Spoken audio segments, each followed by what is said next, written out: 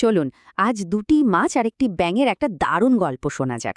গল্পটা হয়তো অনেকেই আগে শুনেছেন, কিন্তু এর ভেতরের শিক্ষাটা বিশ্বাস করুন আজকের দিনেও কিন্তু দারুণভাবে খেটে যায়।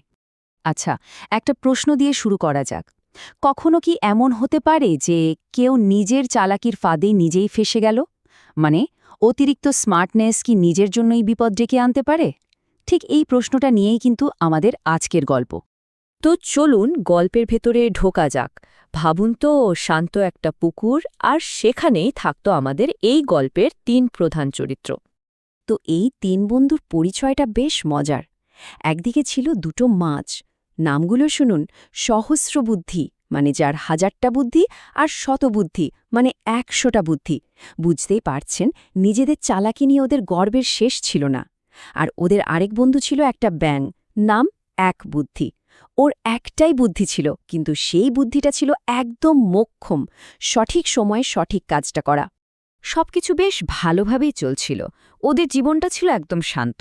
কিন্তু একদিন হঠাৎ করেই এমন একটা ঘটনা ঘটল যা সবকিছু ওলটপালট করে দেওয়ার জন্য যথেষ্ট ছিল। আর এর শুরুটা হলো কোথা থেকে জানেন? খুবই সাধারণ একটা কথাবার্তা থেকে। পুকুরের পাড়ে দুজন জেলে কথা বলছিল। বাহ, এই পুকুরটা তো মাছ ধরার জন্য দারুণ জায়গা, কাল সকালেই আসবো এখানে। ব্যাস, এই সামান্য দুটো লাইন, কিন্তু এই কথাগুলোই ছিল একটা মারাত্মক বিপদের সংকেত। আর ঠিক এখান থেকেই গল্পের মোড়টা পুরোপুরি ঘুরে গেল।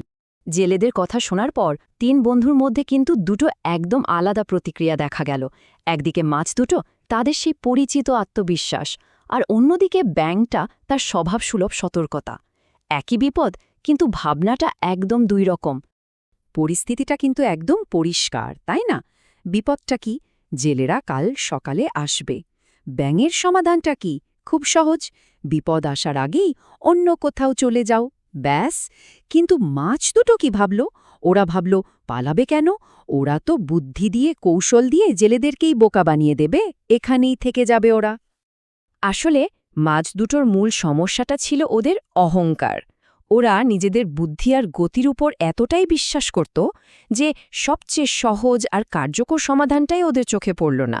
ওদের মনে হচ্ছিল, আরে বিপদ থেকে পালিয়ে যাওয়া তো কাপুরুষের কাজ, আসল বীরত্বটা হলো বিপদকে মোকাবিলা করে হারানো।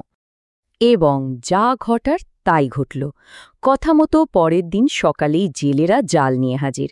এবার সহস্রবুদ্ধি আর শতবুদ্ধির সেই আত্মবিশ্বাসের আসল পরীক্ষা। ফলাফল খুবই দুঃখজনক, কিন্তু একদম স্পষ্ট।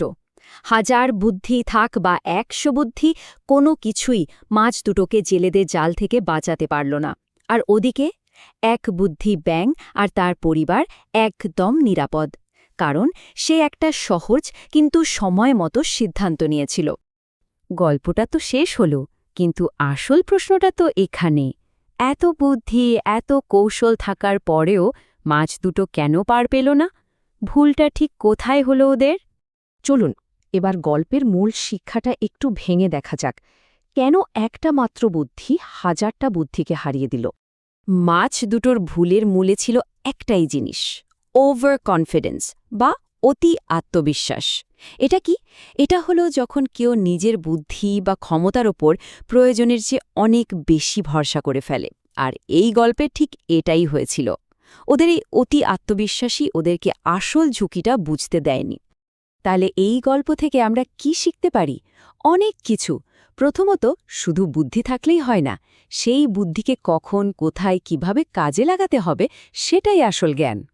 দ্বিতীয়ত, সবসময় জটিল সমাধানই সেরা সমাধান নয়।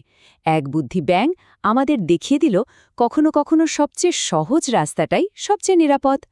আর সবচেয়ে বড় শিক্ষা হল, বিপদকে চিনতে পারাটাই সব নয়। মাছ দুটোও বিপদ চিনেছিল, কিন্তু সঠিক পদক্ষেপ না নিলে সেই চেনাটা কোনো কাজেই আসে না। ওদের অহংকারই শেষ পর্যন্ত ওদের কাল হল।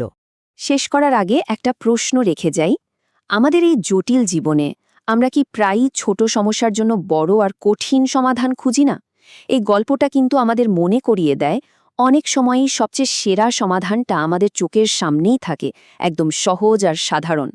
একটু ভাবার মতো বিষয়, তাই না?